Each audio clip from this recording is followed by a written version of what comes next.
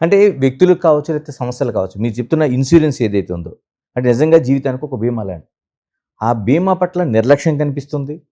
రెండోది insurance company నుంచి కూడా అదొక పెద్ద పద్మవ్యూహం.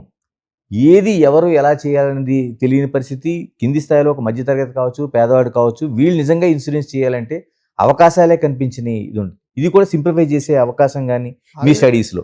ఆల్రెడీ సింప్లిఫై అయిపోయింది. ఇన్సూరెన్స్ కంపెనీలు ఇంతకుముందు చాలా తక్కువ ఉండేవి. ఇప్పుడు చాలా ఎక్కువ వచ్చాయి. హాస్పిటల్స్ దాకా నీడ్ ఉందని.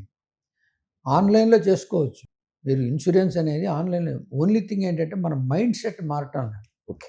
నేను అప్పుడు ఫ్రీగా చేయించుకున్నాను ఒకటి, అది వదిలేసి. నాకు జబ్బు వచ్చినప్పుడు చూసుకుంటా. నేను ఎందుకు ఇప్పుడు కట్టుకోవాలి డబ్బులు? నేను ఫ్రీగా ఉన్నాను, హ్యాపీగా ఉన్నాను, హెల్తీగా ఉన్నాను. అవును. దానికి ఒక చిన్న ఎగ్జాంపుల్ చెప్తా. కారు కొంటాం. కొత్త కారు కొంటాం. దానికి ఇన్సూరెన్స్ చేస్తామా? చేస్తాంగా. అంతా బాగానే ఉంది కదా. అవును. బైక్ కొంటాం, ఇన్సూరెన్స్ చేస్తాం. ఇల్లు కట్టుకుంటాం, ఇన్సూరెన్స్ చేస్తున్నాం. ఫారిన్ కంట్రీకి పోతాం, సూట్ కేసుకి ఇన్సూరెన్స్ చేస్తాం. సూట్ కేసు పోతేనే. అవును. మరి వాటిల్లో మనకేం వస్తుంది? యాక్సిడెంట్ రోజు అవుద్దని అనుకుంటామా? అదేవిధంగా మన హెల్త్ కూడా ఎప్పుడు ఎలా ఉంటుందో మనకు తెలియదు. మనం ఉన్న పరిస్థితుల్లో, అందులో ఉన్న రోడ్స్లో, రోడ్ ట్రాఫిక్లో, యంగ్ పీపుల్లో ఉన్న స్పీడ్ అనే దాని మీద ఎన్నో జరుగుతున్నాయి. ఇవన్నీ ప్రతిదీ మనం ఆలోచించుకోవాలి.